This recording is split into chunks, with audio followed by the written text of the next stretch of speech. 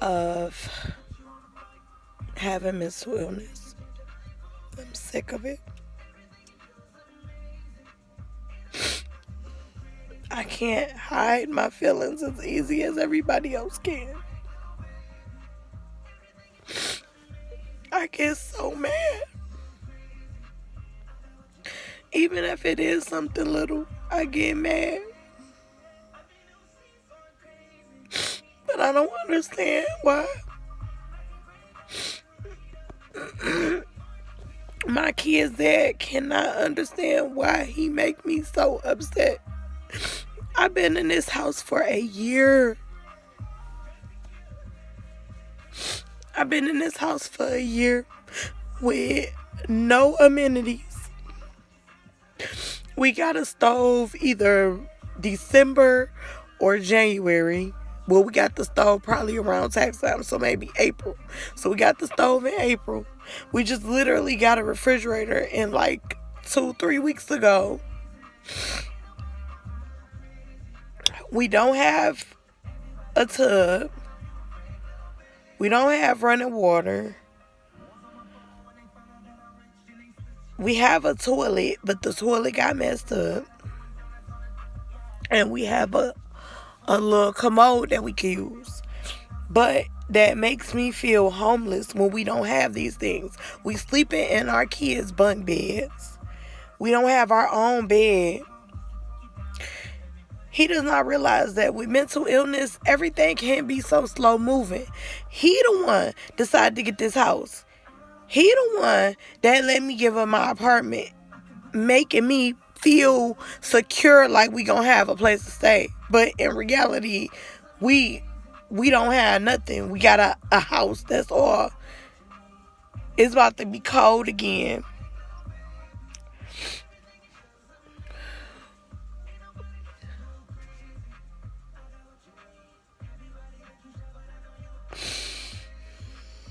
I feel so stupid. I feel so stupid. And then when he get in front of other people, then it's like, oh, I'm not doing nothing. Like you are. I wouldn't even be in this situation if he had a conversation and had told me the truth. He didn't tell me the truth about nothing. Nothing at all. Then turn around and say, my grandma gonna help us with the kids, or my grandma gonna help us with this, my grandma gonna help us with that. But in reality, that's not even the truth. He always lying and then get mad when someone says something to him about what he doing. Like, you're doing something. First of all, you're not helping me in my situation, because at the end of the day, when I went to Henry Ford and went through that process, I already had a couple issues at that time. He wouldn't help me with a babysitter, nothing.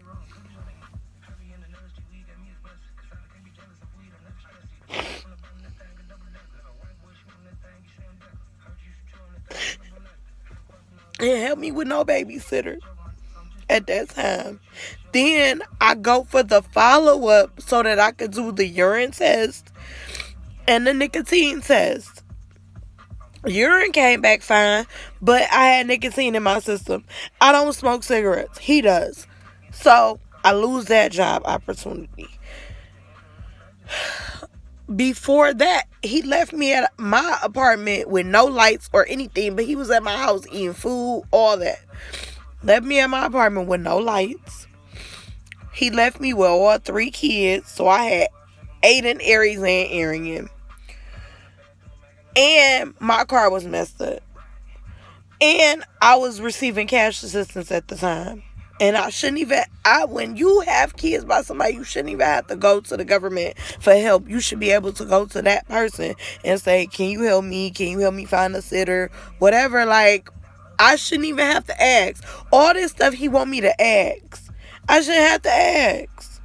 Then, after the job situation, okay, Then I'm like, okay, I gotta move out my house because I got tickets. I can't afford to pay DTE no more. It's stuff that I could not even afford to pay at this point. And I was about to get kicked out of there anyway. So I decided to leave. I went to my mama's house. Now, my mama was supposed to be a temporary situation because I had to leave her house. We cannot stay in the same house together. Then our big blow up happens and we have a physical fight. Then I leave there, come here, been here for a year. Now we're right here right now. I'll get some money. He'll be in my pocket. So I can't even save so I can leave the house. Then, and of course I have to do some of this stuff because I have to feed the kids. Might have to get diapers. Might have to do something for the children. It's for the kids. It's not for him. When I'm doing these things, I have to keep gas in the car, stuff like that. Then, or when I get money, then it's like, oh, well, I don't have to hustle. I don't have to go fix the car because you got it. Like, what type of crazy mess is that? And then I can't deny my kids. I have to make sure that they have what they need. But then it makes me feel stupid because then it's like, well, maybe I should withhold. And not, I don't know what to do no more.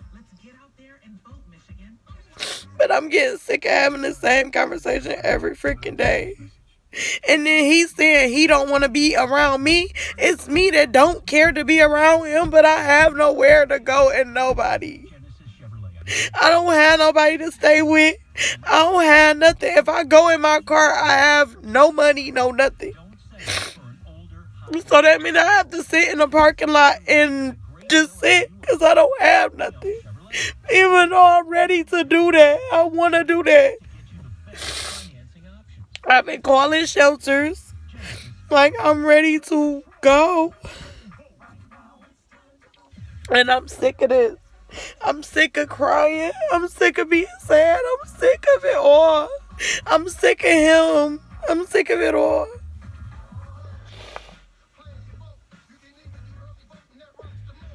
Like, it's just messed up that I can't even have a decent conversation with him about nothing.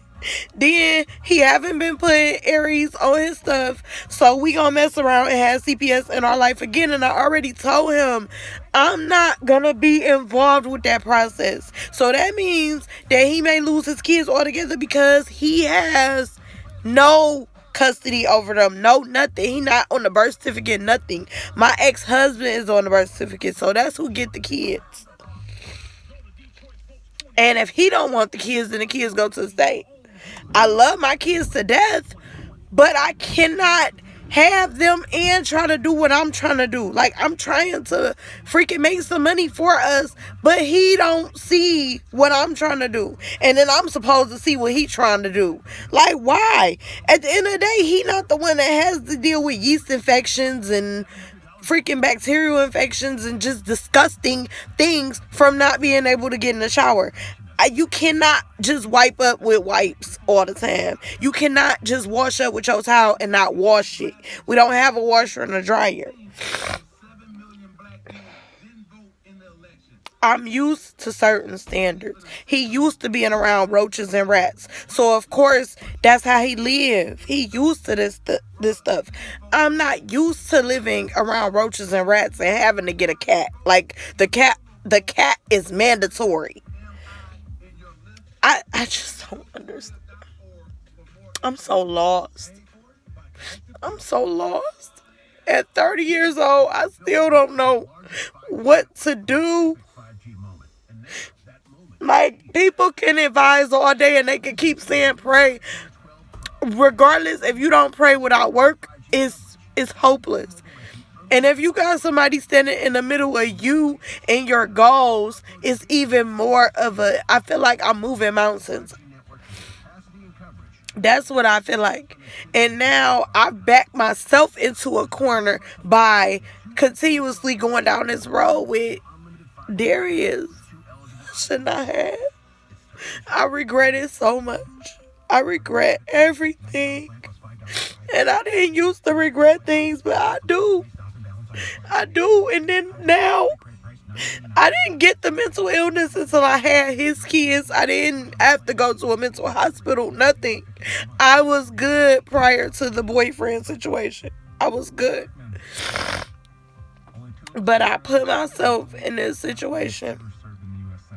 And now I have to dig myself out. I'm trying to sell these lashes, but how am I supposed to sell lashes looking like this? I don't have the means to do anything. I can't wash my own clothes. Like, it's nothing I could really do. And then he make me want to be just as secretive as he is. He make me want to be sneaky. He makes me want to be.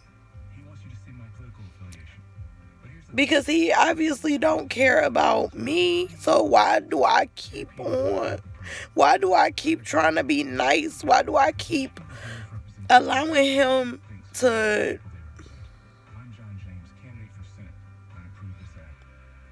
keep just taking? Like, this is my car in my name. I bought it. This is half my house. He put his money down. I put my money down. And it's in his name. But it's my house as well. And I don't even want it. I don't want it. I don't care. I feel like I'm living on the streets anyway. And it was better when it was just me and my oldest son versus me and I got 2 other kids to take care of. It's too much to try to say, well, you can't see the kids. Like, that would be too much. So I have to allow him to be in their fucking life. I mean, I would have had to allow him to be in their lives anyway because he's their father. I'm not that type of person. But everybody else think I should just take the kids away and not deal with him because he's not doing nothing towards the kids anyway. Why are you not working on his work with him when I'm trying to create a brand and a business? And I have so many things going on. Like, I'm making fanny packs, personalized, custom fanny packs, custom business cards, selling lashes. I'm trying to do something to make sure that me and my kids have, and I am able one day to move out of here. But I can't one day it if we keep getting into these fights and these arguments. Like, he never wants to be my peace. He always wants to try to add stress. Like, I wish I would have stayed married. That's all I can say about that. I wish I would have stayed married because he took me out of a marriage with these promises that it was going to be okay. Because at the end of the day, yes, I can say I was not 100% happy in my marriage either. But dang, I'm really, really 1,000% not happy now. Now the happiness, the grass is not greener on the other side. It's never greener on the other side. So if you marry, either work it out or end that relationship and be by yourself at this point. I need to be by myself at this point. I'm not even looking to be with nobody else. I ain't looking for nobody to take me out this situation. I'm looking for nothing but peace and tranquility. That's all I want at this point. And I'm not at peace around him. But I have to figure out how to get out of here first. And McCrest would be my only bet. Like, that's what I want to do. I want to go to McCrest and find a job and change my life. I don't want to be like this no more. Because this side of me is tearing me apart. It's ripping me apart. The gullible, the naiveness. Like, my parents always said I was gullible and naive. And I knew I was gullible and naive. But I didn't know I was this dang on gullible and naive. I didn't know it. Now I do. And now it's up to me to change it. What more can I do? But I have to change it for the better for me. Because if I don't change me and figure out for me, my kids not going to be good. They just not going to be good. They're not going to be in a good space in life. They're going to be following my crappy path. And I don't want that for them. I don't want them to be, I want them to graduate school. I want them to have their own business or, work a good job. I want them to have more than what I had. Because I set up a path for me to not be able to prosper. And now I haven't been working since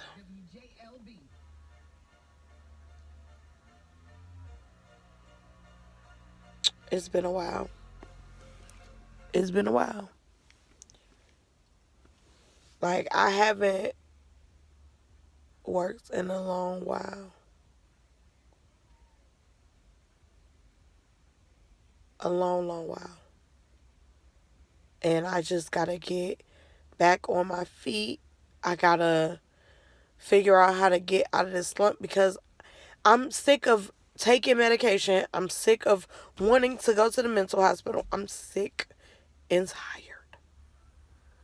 I'm sick and tired. I don't want to talk to a therapist because everything I want to say, I can't even tell anybody. I need help. Real help. And I've been doing a lot. And I need to do some soul searching. Like, what's more important? Darius or me? It's me or him. And I gotta choose me. I've chosen him from the get-go. I chosen him from the start. But I can't do it no more. Because he don't choose me. He don't care what happens to me. He doesn't care.